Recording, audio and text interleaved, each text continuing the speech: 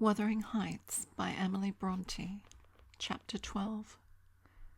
While Miss Linton moped about the park and garden, always silent and almost always in tears, and her brother shut himself up among books that he never opened, wearying, I guessed, with a continual vague expectation that Catherine, repenting her conduct, would come of her own accord to ask pardon and seek a reconciliation, and she fasted pertinaciously under the idea, probably, that at every meal Edgar was ready to choke for her absence, and pride alone held him from running to cast himself at her feet. I went about my household duties, convinced that the Grange had but one sensible soul in its walls, and that lodged in my body. I wasted no condolences on Miss, nor any expostulations on my mistress, nor did I pay attention to the sighs of my master, who yearned to hear his lady's name, since he might not hear her voice. I determined they should come about as they pleased for me, and though it was a tiresomely slow process, I began to rejoice at length in a faint dawn of its progress, as I thought at first. Mrs. Linton on the third day unbarred her door, and having finished the water in her pitcher and decanter, desired a renewed supply, and a basin of gruel, for she believed she was dying. That I set down as a speech meant for Edgar's ears. I believed no such thing, so I kept it to myself, and brought her some tea and dry toast. She ate and drank eagerly, and sank back on her pillow again, clenching her hands and groaning. "Oh, I will die," she exclaimed, "since no one cares anything about me. I wish I had not taken that." Then a good while after I heard her murmur, "No, I'll not die. He'd be glad. He does not love me at all. He would never miss me." "Did you want anything, ma'am?" I inquired, still preserving my external composure, in spite of her ghastly countenance and strange exaggerated manner. "What is that pathetic being doing?" she demanded, pushing the thick and tangled locks from her wasted face. "Has he fallen into a lethargy, or is he dead?" "Neither," replied I, "if you mean Mr. Linton. He's tolerably well, I think, though his studies occupy him rather more than they ought. He is continually among his books, since he has no other society." I should not have spoken so, if I had known her true condition, but I could not get rid of the notion that she acted a part of her disorder. "Among his books," she cried, confounded, "and I dying? I on the brink of the grave? My God, does he know how I'm altered?" continued she, staring at her reflection in a mirror hanging against the opposite wall. "Is that Catherine Linton? He imagines me in a pet, in play, perhaps? Cannot you inform him that it is frightful earnest?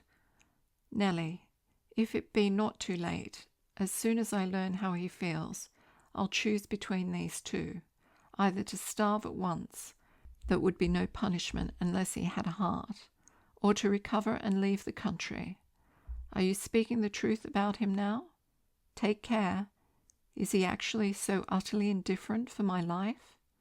"Why, ma'am," I answered, "the master has no idea of your being deranged, and of course he does not fear that you will let yourself die of hunger." "You think not? Cannot you tell him I will?" she returned. "Persuade him. Speak of your own mind.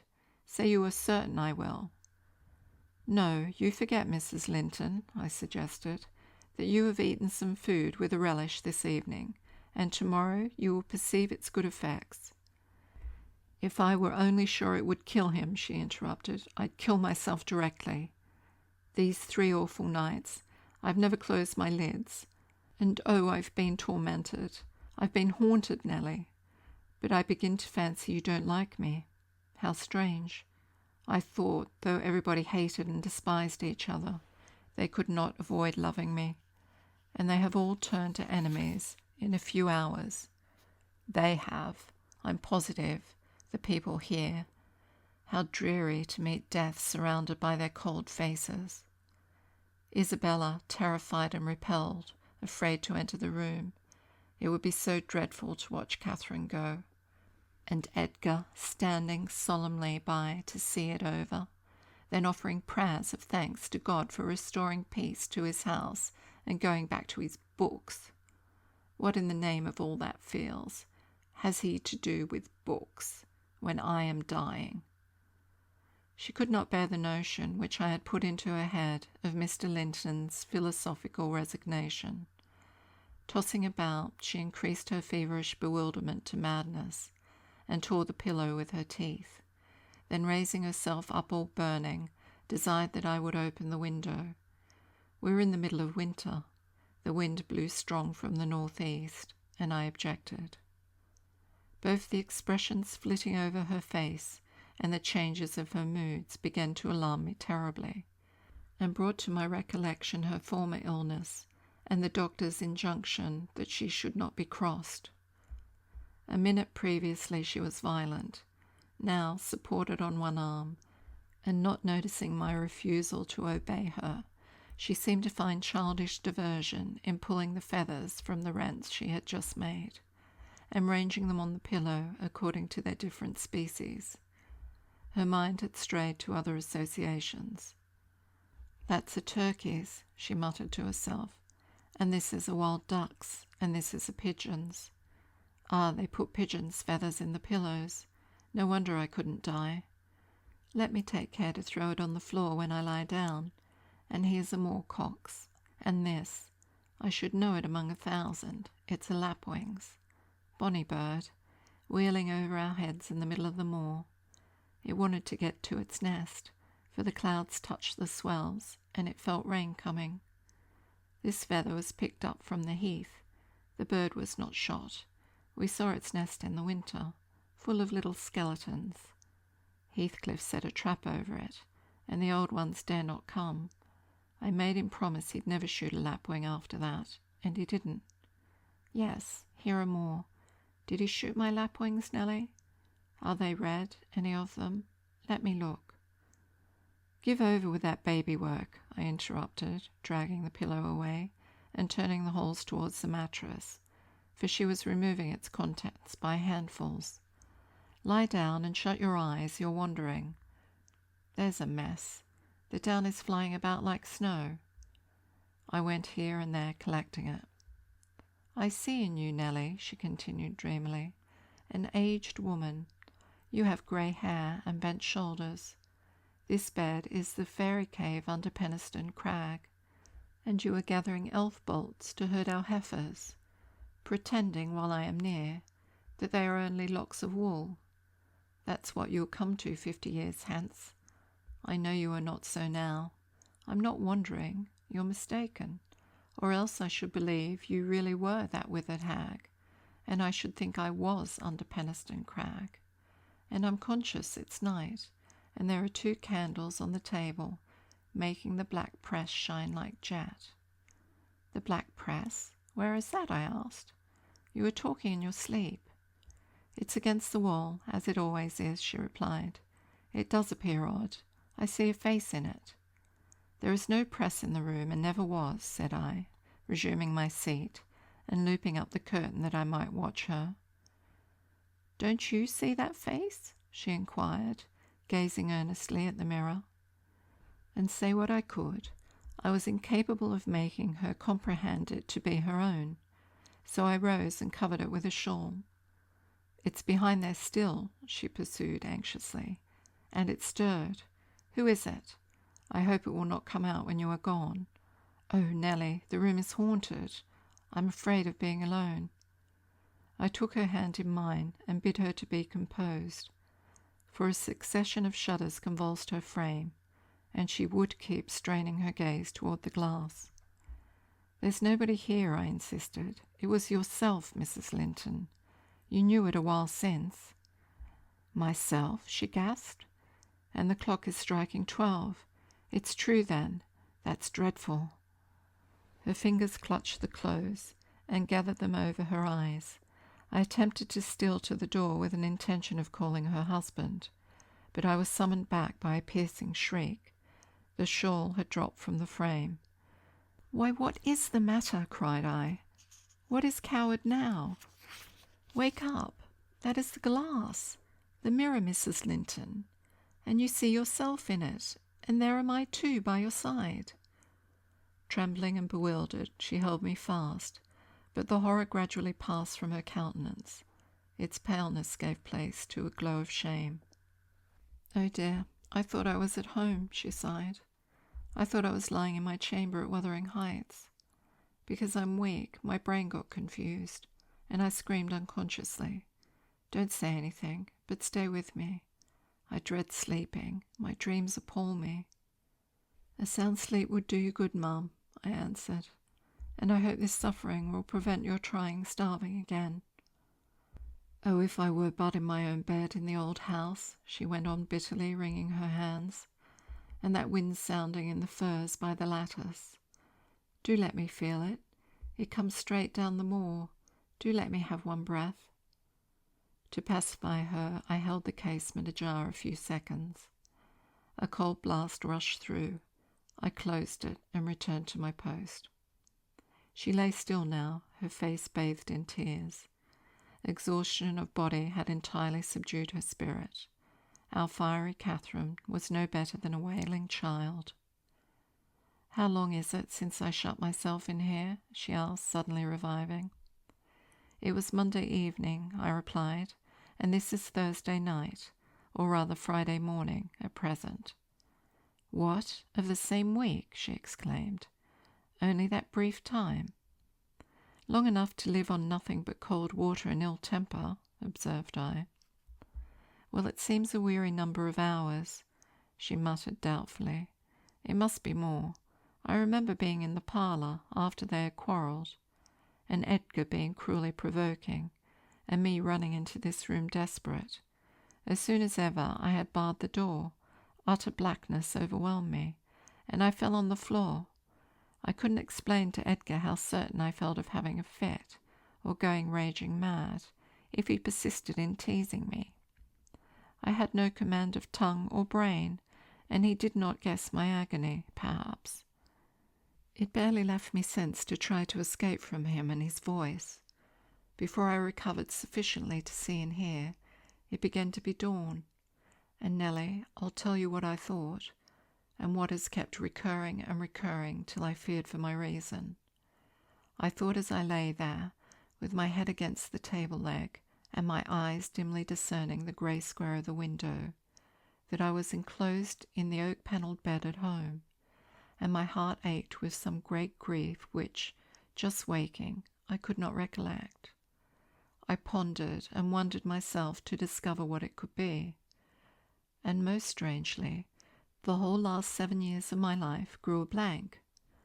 I did not recall that they had been at all. I was a child, my father was just buried, and my misery arose from the separation that Hindley had ordered between me and Heathcliff.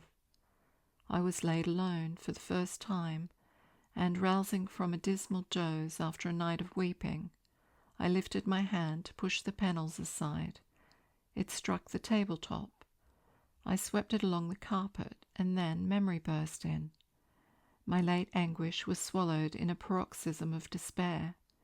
I cannot say why I felt so wildly wretched. It must have been temporary derangement, for there is scarcely cause. But supposing at 12 years old I had been wrenched from the heights, and every early association, and my all in all, as Heathcliff was at the time, and been coveted at a stroke into Mrs. Linton, the lady of Thrushcross Grange, and the wife of a stranger, an exile and outcast thenceforth from what had been my world. You may fancy a glimpse of the abyss where I grovelled. Shake your head as you will, Nellie. You have helped to unsettle me. You should have spoken to Edgar. Indeed you should, and compelled him to leave me quiet. Oh, I'm burning. I wish I were out of doors. I wish I were a girl again, half savage and hardy and free, and laughing at injuries, not maddening under them. Why am I so changed?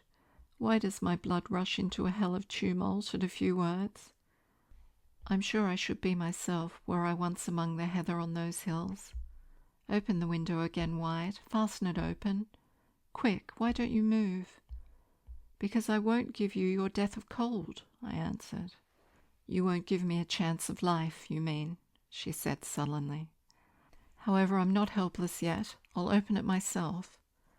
And sliding from the bed before I could hinder her, she crossed the room, walking very uncertainly, threw it back and bent out, careless of the frosty air that cut across her shoulders as keen as a knife.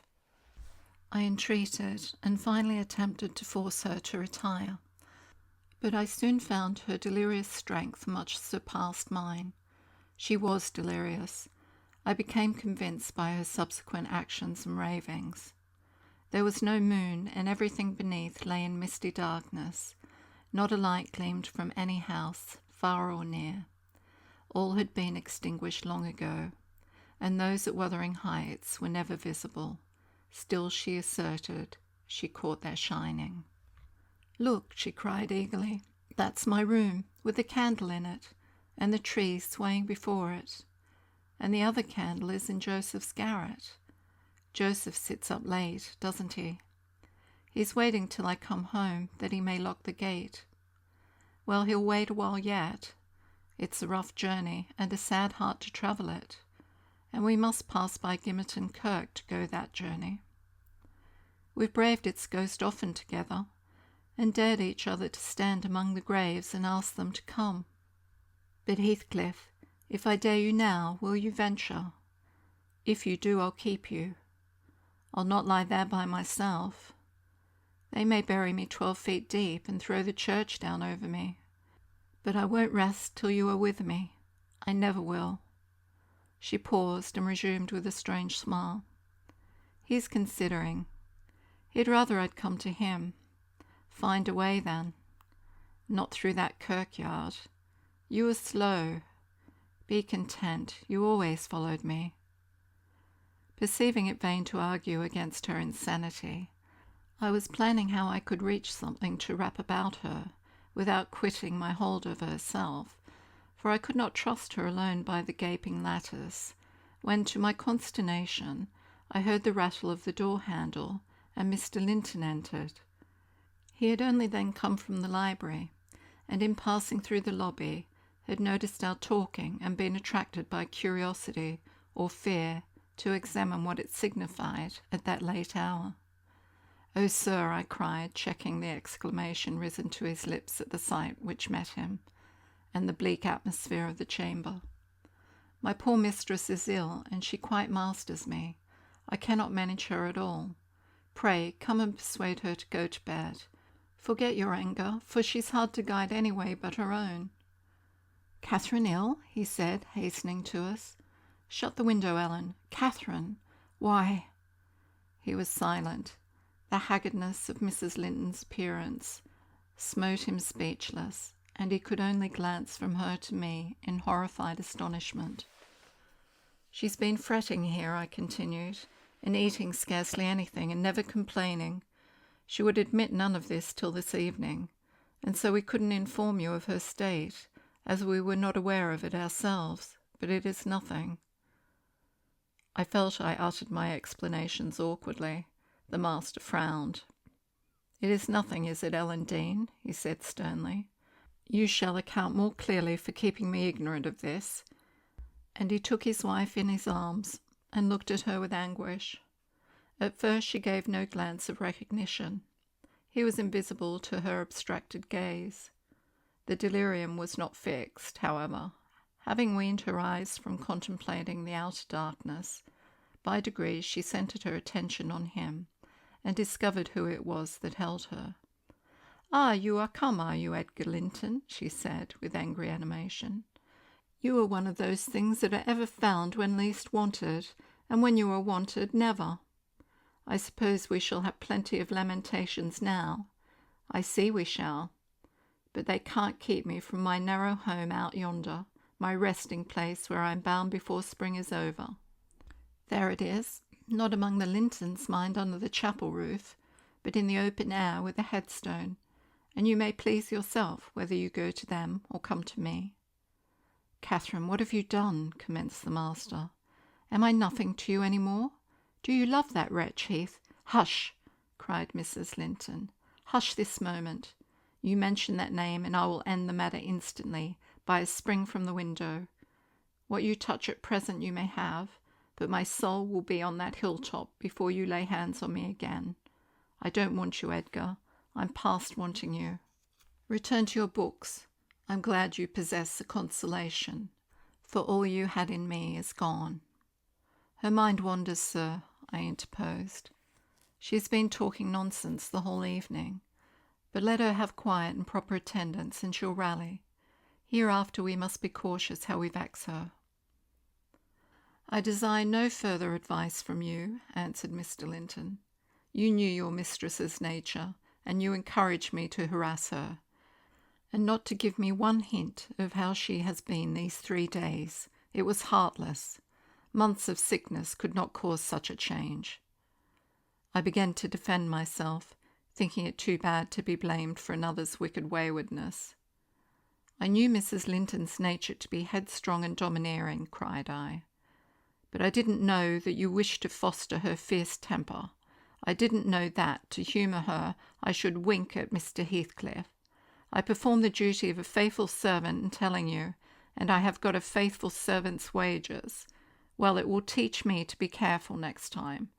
Next time you gather intelligence for yourself." "The next time you bring a tale to me, you shall quit my service, Ellen Dean," he replied. "You'd rather hear nothing about it, I suppose, then, Mr. Linton," said I. "Heathcliff has your permission to come a-courting to Miss, and to drop in at every opportunity your absence offers, on purpose to poison the mistress against you." Confused as Catherine was, her wits were alert at applying our conversation. "Ah, Nellie has played traitor," she exclaimed passionately. "Nellie is my hidden enemy, you witch. So you do seek elf bolts to hurt us. Let me go, and I'll make her rue. I'll make her howl a recantation." A maniac's fury kindled under her brows. She struggled desperately to disengage herself from Linton's arms. I felt no inclination to tarry the event, and, resolving to seek medical aid on my own responsibility, I quitted the chamber. In passing the garden to reach the road, at a place where a bridle hook is driven into the wall, I saw something white moved irregularly, evidently by another agent than the wind. Notwithstanding my hurry, I stayed to examine it, lest ever after I should have the conviction impressed on my imagination that it was a creature of the other world. My surprise and perplexity were great to discover, by touch more than vision, Miss Isabella Springer, Fanny, suspended to a handkerchief, and nearly at its last gasp. I quickly released the animal, and lifted it into the garden. I had seen it follow its mistress upstairs, when she went to bed, and wondered much how it could have got out there, and what mischievous person had treated it so. While untying the knot round the hook, it seemed to me that I repeatedly caught the beat of horses' feet galloping at some distance. But there were such a number of things to occupy my reflections that I hardly gave the circumstance a thought, though it was a strange sound in that place at 2 o'clock in the morning. Mr. Kenneth was fortunately just issuing from his house to see a patient in the village as I came up the street, and my account of Catherine Linton's malady induced him to accompany me back immediately. He was a plain, rough man, and he made no scruple to speak his doubts of her surviving this second attack, unless she were more submissive to his directions than she had shown herself before. "Nellie Dean," said he, "I can't help fancying there's an extra cause for this. What has there been to do at the Grange? We've odd reports up here. A stout, hearty lass like Catherine does not fall ill for a trifle, and that sort of people should not either. It's hard work bringing them through fevers and such things. How did it begin?" "The master will inform you," I answered. "But you are acquainted with the Earnshaws' violent dispositions, and Mrs. Linton caps them all. I may say this, it commenced in a quarrel. She was struck during a tempest of passion with a kind of fit. That's her account at least. for she flew off in the height of it and locked herself up. Afterwards she refused to eat, and now she alternately raves and remains in a half-dream, knowing those about her, but having her mind filled with all sorts of strange ideas and illusions. "Mr. Linton will be sorry?" observed Kenneth interrogatively. "Sorry? He'll break his heart should anything happen," I replied. "Don't alarm him more than necessary." "Well, I told him to beware," said my companion, "and he must bide the consequences of neglecting my warning. Hasn't he been thick with Mr. Heathcliff lately?" "Heathcliff frequently visits at the Range," answered I, though more on the strength of the mistress having known him when a boy than because the master likes his company. At present he is discharged from the trouble of calling, owing to some presumptuous aspirations after Miss Linton which he manifested. I hardly think he'll be taken in again. "And does Miss Linton turn a cold shoulder on him?" was the doctor's next question. "I'm not in her confidence," returned I, reluctant to continue the subject. "No, she's a sly one," he remarked, shaking his head. "She keeps her own counsel, but she's a real little fool. I have it on good authority that last night, and a pretty night it was, she and Heathcliff were walking in the plantation at the back of your house above 2 hours, and he pressed her not to go in again, but just mount his horse and ride away with him. My informant said she could only put him off by pledging her word of honour to be prepared on their first meeting after that. When it was to be, he didn't hear, but you urged Mr. Linton to look sharp." This news filled me with fresh fears. I outstripped Kenneth and ran most of the way back. The little dog was yelping in the garden yet. I spared a minute to open the gate for it, but instead of going to the house door, it coursed up and down snuffing the grass, and would have escaped to the road had I not seized and conveyed it in with me. On ascending to Isabella's room, my suspicions were confirmed. It was empty. Had I been a few hours sooner, Mrs. Linton's illness might have arrested her rash step. But what could be done now?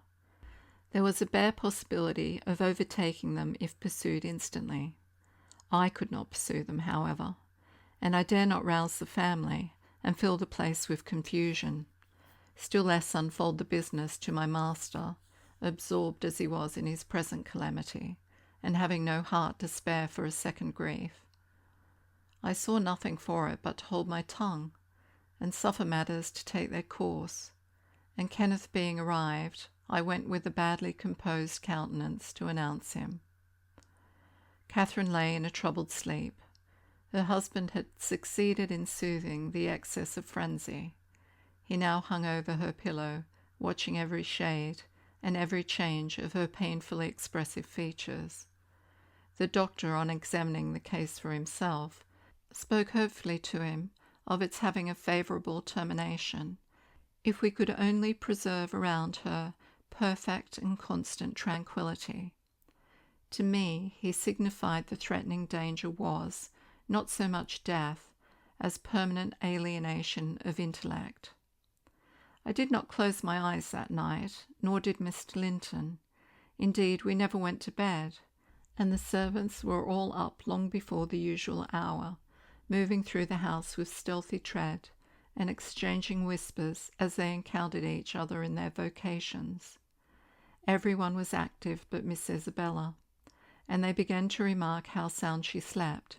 Her brother, too, asked if she had risen, and seemed impatient for her presence, and hurt that she showed so little anxiety for her sister-in-law. I trembled lest he should send me to call her, but I was spared the pain of being the first proclaimant of her flight. One of the maids, a thoughtless girl, who had been on an early errand to Gimmerton, came panting upstairs, open-mouthed, and dashed into the chamber, crying, "Oh dear, dear! What mun we have next? Master, master, our young lady!" "Hold your noise," cried I hastily, enraged at her clamorous manner. "Speak slower, Mary. What is the matter?" said Mr. Linton. "What ails your young lady?" "She's gone, she's gone! Yon Heathcliff's run off with her," gasped the girl. "That is not true," exclaimed Linton, rising in agitation. It cannot be. How has the idea entered your head? Ellen Dean, go and seek her. It is incredible. It cannot be." As he spoke, he took the servant to the door, and then repeated his demand to know her reasons for such an assertion. "Why, I met on the road a lad that fetches milk here," she stammered, "and he asked whether we weren't in trouble at the Grange. I thought he meant for Missis's sickness, so I answered yes. Then says he, 'There's somebody gone after 'em, I guess.' I stared. He saw I knew naught about it, and he told how a gentleman and lady had stopped to have a horse's shoe fastened at a blacksmith's shop 2 miles out of Gimmerton, not very long after midnight, and how the blacksmith's lass had got up to spy who they were, and she knew them both directly, and she noticed the man, Heathcliff it was, she felt certain, nobody could mistake him besides, put a sovereign in her father's hand for payment. The lady had a cloak about her face, but having desired a sup of water, while she drank it fell back, and she saw her very plain. Heathcliff held both bridles as they rode on, and they set their faces from the village, and went as fast as the rough roads would let them. The lass said nothing to her father, but she told it all over Gimmerton this morning." I ran and peeped, for form's sake, into Isabella's room, confirming, when I returned, the servant's statement. Mr. Linton had resumed his seat by the bed. On my re-entrance, he raised his eyes, read the meaning of my blank aspect, and dropped them without giving an order or uttering a word. "Are we to try any measures for overtaking and bringing her back?" I inquired. "How shall we do?" "She went of her own accord," answered the master. "She had a right to go if she pleased. Trouble me no more about her. Hereafter she is only my sister in name, not because I disown her, but because she has disowned me." And that was all he said on the subject. He did not make a single inquiry further, or mention her in any way, except directing me to send what property she had in the house to her fresh home, wherever it was, when I knew it.